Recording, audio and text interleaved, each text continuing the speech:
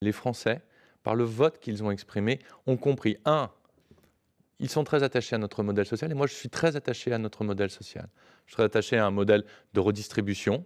Ensuite, il faut d'abord créer les richesses pour les redistribuer. Je suis très attaché à un système de retraite par répartition et de solidarité entre les générations. Et je suis très attaché, et ça a été l'un de mes mandats. J'ai été chargé du RSA pendant 5 ans.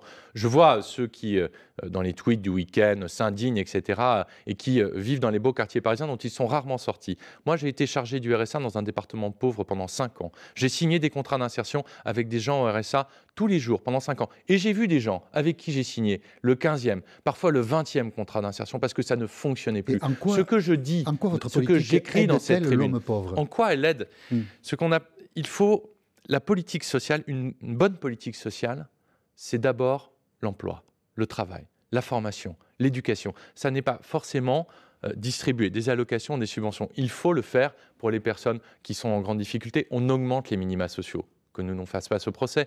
Le minimum vieillesse a augmenté le 1er avril, l'allocation adulte handicapé et la prime d'activité augmenteront à l'automne. Mais ça ne suffit pas. Ça fait 30 ans qu'on se limite à cela. Qu'est-ce qu'il faut Alors faire de plus? nous investissons.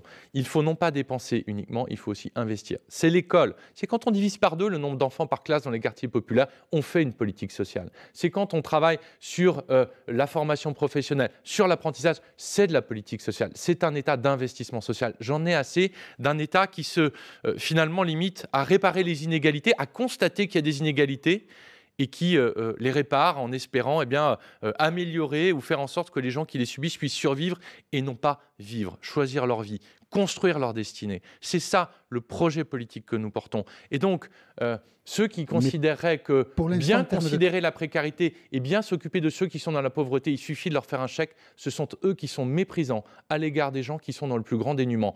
Il faut pouvoir les sortir de ce dénuement. En termes de création d'emplois, pour l'instant, on ne voit pas trop les résultats de votre politique.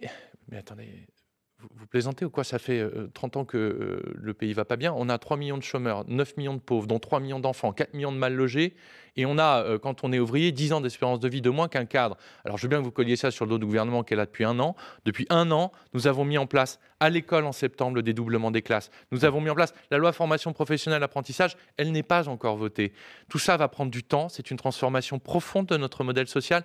Mais je suis certain d'une chose, c'est que pour avoir côtoyer ces personnes qui sont bénéficiaires de minima sociaux, je vous assure que le matin, elles n'ont envie que d'une chose, c'est de se lever pour aller bosser. Je ne participerai pas ni à ceux qui fustigent l'assistanat, et ça je pense à Laurent Wauquiez quand il avait évoqué le cancer de la société, c'était criminel de sa part, ni à ceux qui considèrent à gauche qu'il suffit de faire des chèques pour gérer la question de la pauvreté. Ce sont 2 comportements irresponsables et ça a mené le pays là où nous en sommes aujourd'hui. Il faut changer de modèle. Et à Bruno Le Maire qui dit que les aides sociales pourraient baisser?